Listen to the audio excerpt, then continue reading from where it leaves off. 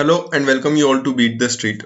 आज mutual fund series में हम बात करने वाले हैं कुछ नए टॉपिक्स पे। जी हाँ, स्मॉल कैप फंड्स के ऊपर हम बात करने वाले हैं और आज साथ ही साथ इस वीडियो में हम बात करेंगे कि क्या 2021 में कौन कौन से 5 बेस्ट स्मॉल कैप फंड हैं जिनमें आपको निवेश करना चाहिए और अपने रिटर्न को डाइवर्सिफाई करना चाहिए ताकि आप ज़्यादा से ज़्यादा रिटर्न कमा सकें। साथ ही साथ अपने रिस्क एपेटाइट को थोड़ा सा यहाँ पर एक्सपेंड करेंगे तो आपको एक अच्छे रिटर्न मिल सकते हैं स्मॉल कैप फंड से। तो जानेंगे पूरी जो स्मॉल कैप की गणित और समझेंगे कि क्या आपके लिए स्मॉल कैप फंड सही है या नहीं। तो इस वीडियो में हम बात करने वाले हैं what is an small cap fund. दूसरी बात करेंगे कि स्मॉल कैप फंड कैसे काम करते हैं। फिर बात करेंगे कि स्मॉल कैप फंड में आपको निवेश करना चाहिए या नहीं और किसे करना चाहिए स्मॉल कैप फंड में निवेश। और बाद में बात करेंगे कि things to consider as an investor, अगर आप स्मॉल कैप फंड में निवेश करने वाले हैं तो आपको क्या क्या पॉइंट्स जो समझ लेने चाहिए।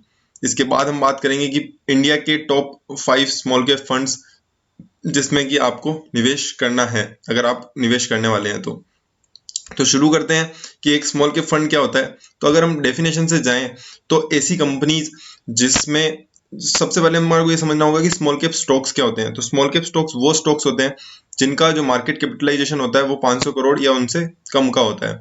तो ऐसी कंपनीज को माना जाता है स्मॉल कैप स्टॉक्स। और एक स्मॉल कैप फंड वो फंड होता है जो अपना 65% से ज्यादा पैसा लगाता है ऐसी कंपनीज जो कि स्मॉल कैप स्टॉक्स कहलाती है। मतलब कि छोटी छोटी कंपनीज जिनमें ग्रोथ होने की चांसेस काफी ज्यादा होते हैं, बट साथ ही साथ ये भी डर बना रहता है कि कहीं ना कंपनी बंद ना हो जाए या आने वाले समय में या तो डेट ज्यादा लेने के कारण या मिसमैनेजमेंट के कारण कंपनी बंद ना हो जाए। तो ऐसी कंपनी को स्मॉल कैप स्टॉक्स बोलते हैं।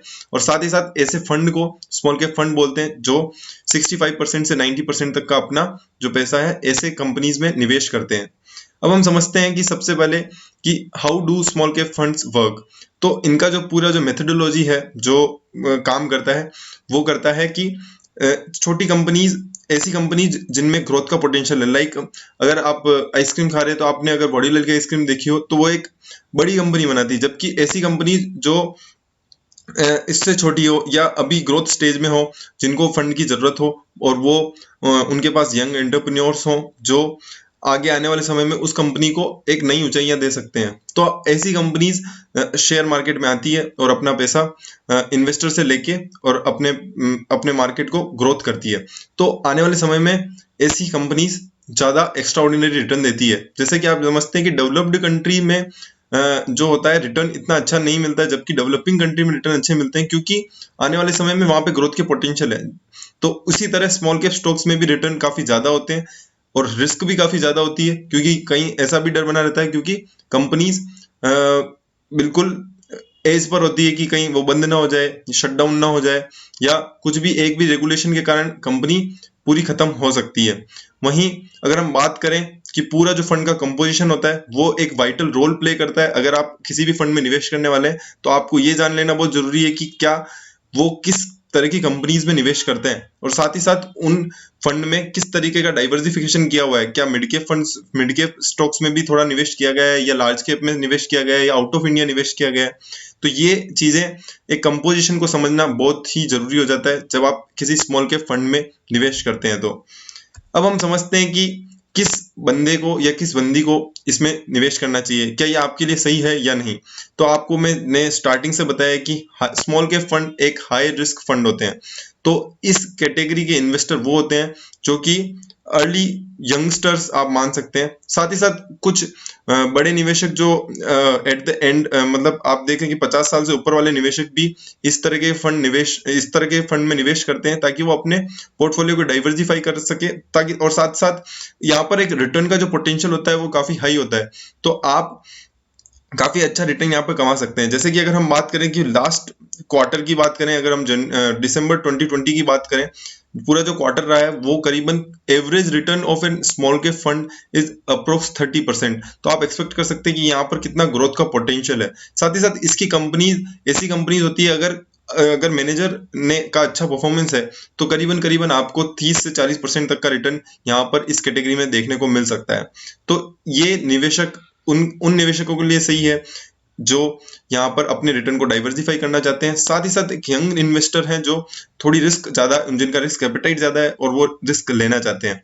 इसके अलावा अगर हम बात करें तो किसी भी मेरे हिसाब से, मतलब this is my point of view, कि किसी भी निवेशक को एक चीज इंपॉर्टेंटली समझ लेनी चाहिए कि कुछ ना कुछ पैसा, थोड़ा सा पैसा आपको, जो आपको लगता है कि मुझे पूरा जीरो भी हो जाए तो मुझे कोई डर नहीं, तो इतना पैसा, मतलब आप अगर 1 लाख का पोर्टफोलियो रखते हैं तो 5,000 रुपए जैसे आप मान लें कि उतना 5% 10% अपना जो इन्वेस्टमेंट है वो आपको स्मॉल कैप में करना चाहिए, ताकि आप अपने रिटर्न को डाइवर्सिफाई कर सके और एक अच्छा रिटर्न भी यहाँ पर मिल सकता है। तो आप अपने रिटर्न को जरूर स्मॉल कैप फंड में लगाकर डाइवर्सिफाई करना चाहिए। अब हम समझते हैं कि आपको एक इन्वेस्टर होने के नाते क्या क्या चीजें जो पूरे स्मॉल कैप फंड में देखनी चाहिए। सबसे पहले इंपॉर्टेंट है रिस्क, दूसरा है रिटर्न। तो रिस्क और रिटर्न जो होते हैं वो प्रोपोर्शनेटली चलते हैं, जितनी ज्यादा होगी रिस्क उतना ज्यादा होगा रिटर्न। उसी तरह बात करें अगर हम कॉस्ट की, तो एक्सपेंस रेशो आपको सबसे इंपॉर्टेंट चीज है, जो मैंने हमारी दूसरी म्यूचुअल फंड मेनिया की सीरीज में भी बताया था कि सबसे इंपॉर्टेंट होता है कि अगर एक किसी भी म्यूचुअल फंड को एनालिसिस करने से पहले उसका एक्सपेंस रेशो चेक करें। कहीं ऐसा तो नहीं कि अगर आपने 1 साल पहले निकाला और आपको लॉस हो जाए। तो ऐसा भी संभव है कि अगर आपने 1 साल पहले निकाला और आपका जो प्रिंसिपल अमाउंट है उसमें भी लॉस और उसमें भी घाटा खाना पड़ सके, बस केवल एक्सपेंस रेशो के कारण। तो एक्सपेंस रेशो को ढंग से एनालाइज करना जरूरी है। इसके लिए मैंने और सेपरेट वीडियोस भी बनाए हुए हैं, तो आप उन्हें चेकआउट कर सकते हैं। जो बेसिक्स, म्यूचुअल फंड बेसिक्स जो वीडियो है उसे आप चेकआउट कर सकते हैं। इसके बाद अगर हम बात करें इन्वेस्टमेंट होरिजन की, स्मॉल कैप फंड में अगर आप निवेश करने वाले हैं, कि सोच रहे हैं या निवेश करने वाले हैं या निवेश किया हुआ है, तो आपका इन्वेस्टमेंट होरिजन होना चाहिए करीबन 3 से 5 साल का, ताकि आपको एक बड़ा और अच्छा अमाउंट बन सके। और साथ ही साथ ये डिपेंड करता है आपके फाइनेंशियल गोल पे कि आपने वो पैसा किस लिए जमा किया है। अपने बच्चे की शादी के लिए किया है, या आपने घर के लिए किया है, या किसी और चीज के लिए किया है, तो उस पर बहुत बहुत डिपेंड करता है कि आपको किस तरीके के फंड में निवेश करना है। अब हम बात करते हैं जो जिस चीज के लिए आपने पूरी वीडियो में आपने बिल्कुल ध्यान से सुना है, तो वो है top 5 small cap fund of India, जो 2021 में आपको काफी अच्छा रिटर्न दे सकते हैं। तो सबसे पहली बात जो मैंने आपको पहले ही बताई थी कि एवरेज रिटर्न अगर हम बात करें लास्ट क्वार्टर ऑफ 2020, मतलब दिसंबर 2020 क्वार्टर की बात करें, तो करीबन 31% का एवरेज रिटर्न है, जो किसी और कैटेगरी में नहीं है। तो आप मान सकते हैं कि काफी काफी पोटेंशियल है स्मॉल कैप फंड्स में, और आने वाले टाइम में आप देख सकते हैं कि काफी बेहतरीन परफॉर्मेंस देने वाले हैं, क्योंकि काफी बड़ी और यंग कंपनीज हैं जो इंडिया में ऊपर आ रही है। जैसे कि स्टार्टअप्स ही ले लो आप, बहुत सारे स्टार्टअप्स हैं जो आने वाले समय में अपनी स्मॉल कैप कैटेगरी में यहाँ पर क्लासीफाई किए जाएंगे। तो आने वाले समय में काफी कंपनीज का आईपीओ आ रहा है। तो इस तरीके से आप देख सकते हैं कि स्मॉल कैप में काफी डाइवर्सिफिकेशन आपको देखने को मिल सकता है। तो टॉप 5 जो स्मॉल कैप म्यूचुअल फंड्स हैं उनमें आता है सबसे पहला, जिसमें मैंने खुद ने भी निवेश किया हुआ है, एक्सिस स्मॉल कैप फंड। दूसरा होता है एसबीआई स्मॉल कैप फंड। दोनों ही जो फर्स्ट और सेकंड है उन्होंने काफी बेहतरीन रिटर्न दिए हैं, और आप चाहें तो इसमें थोड़ा सा अपना, जो मैंने आपको बताया, 5 से 10% या 15% तक का अगर आपका रिस्क एपेटाइट है तो यहाँ पर निवेश करके रखें। Kotak small cap fund, Nippon India small cap fund और एचडीएफसी स्मॉल कैप फंड है।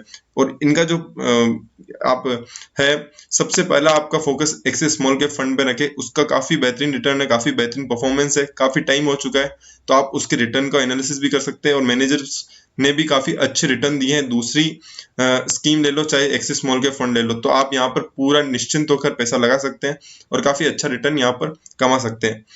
आपका पूरा वीडियो ध्यान से सुनने के लिए बहुत बहुत धन्यवाद। आप अगर हमारे इसी तरह की और वीडियोस देखना चाहते हैं तो आप हमारे यूट्यूब चैनल पर भी सब्सक्राइब कर सकते हैं, जिसका नाम है बीट द स्ट्रीट। साथ ही साथ आप हमारे और वीडियोस इस तरीके के देखना चाहते हैं तो हमारा एलिस ब्रूट ट्रेड स्कूल पर यहाँ पे पूरा कोर्स है, जिसे आप सब्सक्राइब कर सकते हैं। Thank you so much.